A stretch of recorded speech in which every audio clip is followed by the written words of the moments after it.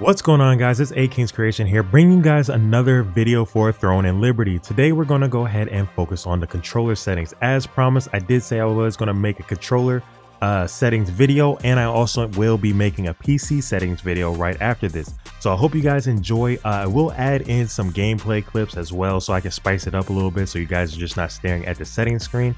Also, I want to go ahead and let you guys know I am on the PlayStation 5, so I am running and using the Edge controller for the PlayStation 5. So if you guys have the Edge controller, I will be providing some additional settings and configurations for you guys to use to make your job a lot easier. So let's go ahead and get right into it. All right, first things first, we're going to go ahead and break down the settings. Now, I want to let you guys know there's a lot of settings in this game, so I'm only going to focus on the settings that was changed, okay? So that means everything else is default, okay? So we're going to go ahead and break down gameplay and controls. Third skill preset, controls mode, put that to use now. All right, next target lock on, make sure that's on.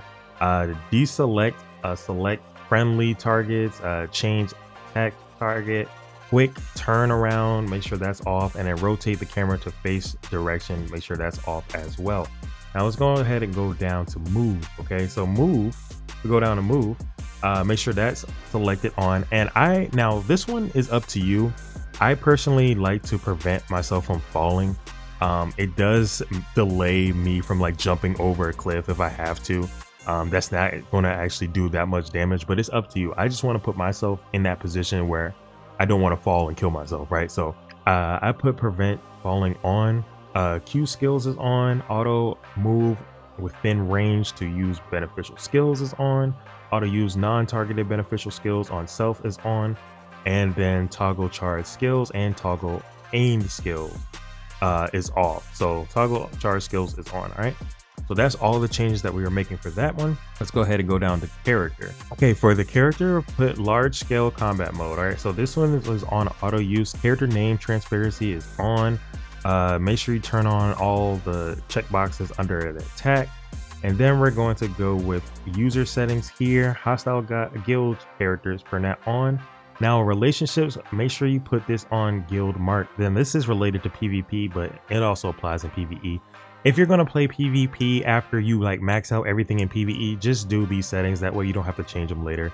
It doesn't harm you in PvE, right? So we're going to put guild mark on for this one. And then we're going to turn off name and then turn on our health, because we want to see health being displayed on our targets and also ourselves. So make sure you turn on friendly player characters. And then relationship mark, make sure that's on for relationships. Turn name off again, and then turn health on for this one. Then miscellaneous characters, we don't care about them, turn that off. And then NPCs, we don't care about them, turn that off. It doesn't really affect NPCs in the game. You can still talk to them, you can see their names, blah blah blah. So make sure that's off as well. Then we're going to go show my detailed health and mana info, make sure that's on. Reveal my equipped weapons, make sure that's on. Show my name in item, make sure that's on as well. And then show my summon, make sure that's on as well. And then you can turn off show others, because you don't really care about others.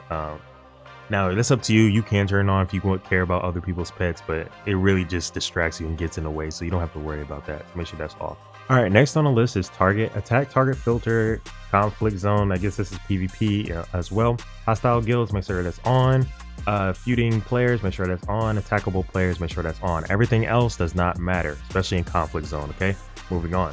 All right, item. Okay, so we're gonna go with auto acquisition. So make sure that's all on.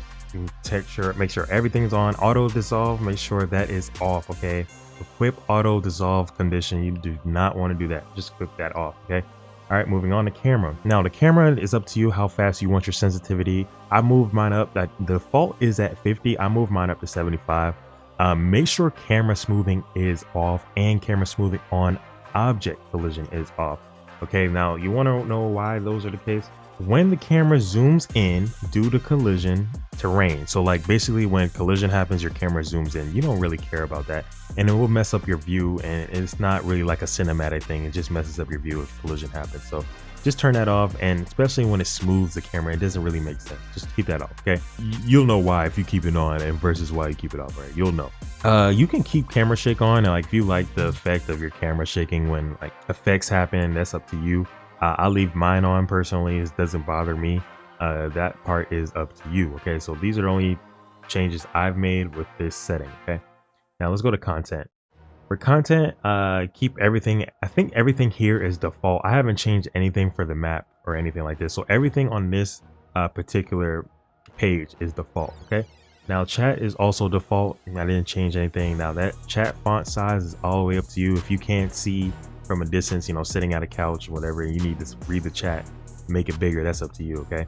UI I did not touch, and language and time I also did not touch, because you get to adjust this as soon as you start the game, like what language you want and subtitles, stuff like that. So they ask you as soon as you start the game. So you already made that change for your preference, right?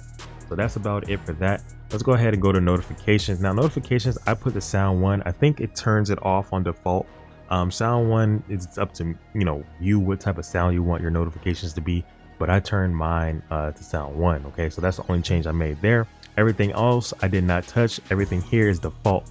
Now sound, for me personally, since I'm a content creator, I can't have like game music in my videos, so or I'll get copyrighted.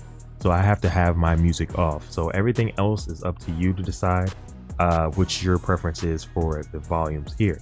Voice chat, now here is the dilemma. Okay, when you are in the open world or in the main town, you can literally hear other people's mics if they are on. So if you don't want anybody like cursing in your ears or saying anything foul in your ears, which I haven't heard yet, but I heard somebody being really annoying. They're like, hey guys, who wants to be my friend? Blah, blah, blah, like being really annoying. I highly recommend turning this off, okay, so you can avoid that. Now, if you want to talk to your friends, you can join, since you're on console, you can make a party and talk to your friends, stuff like that. You don't really care about the people in game unless you want to meet new people. That's up to you. All right, so I have that off. Everything else here does not matter. Now for the controls, I left this as default on the screen, okay? But I will explain, like I said, I have the Edge controller, so this is no longer default for me, but I will break that page down right now. So here's my controller settings for the Edge controller, okay? So the only things that are highlighted are what I changed. Everything that's not highlighted in gray shading is like the default. So basically, I'll only change the back left trigger, my L2, to my run button. Okay, this is huge because what this does is allows you to hold down the run and still perform all actions in the game. Okay, so it's a lot easier for you to do instead of pressing down the thumbstick. This is with any game. Okay, I highly recommend using your left trigger or your right trigger, whichever you prefer, as your run button, and your bumpers as you're shooting or like aiming, or vice versa. Okay, the only other thing is that I changed on here was actually just that. Everything else is default, because the only other change is the thumbstick. I just basically deactivated it, so now you don't have to worry about pressing it down. It won't do anything. So those are the only two things that changed for this particular game. I have other games where I have a full customization, but for this game particularly, we don't really need too much done. So the only thing I changed was I flipped my run button to my back left trigger, my L2. Okay, and I put my L2 as my bumpers at the bottom. As you can see right there, I have L1 and L2 there as my back bumpers. So that is also what I did change as well. But that's about it for that. And then let's get back into the game. Okay, so the accessibility, the info, and the privacy have not been changed. These are all default, so that's why I'm not going to go ahead and cover them. These are all default. You can change it if you want to, but I have not messed with it. So if you guys enjoyed this controller settings breakdown, make sure you leave a comment and let me know that if this helped you out, and also I hope this did help you out.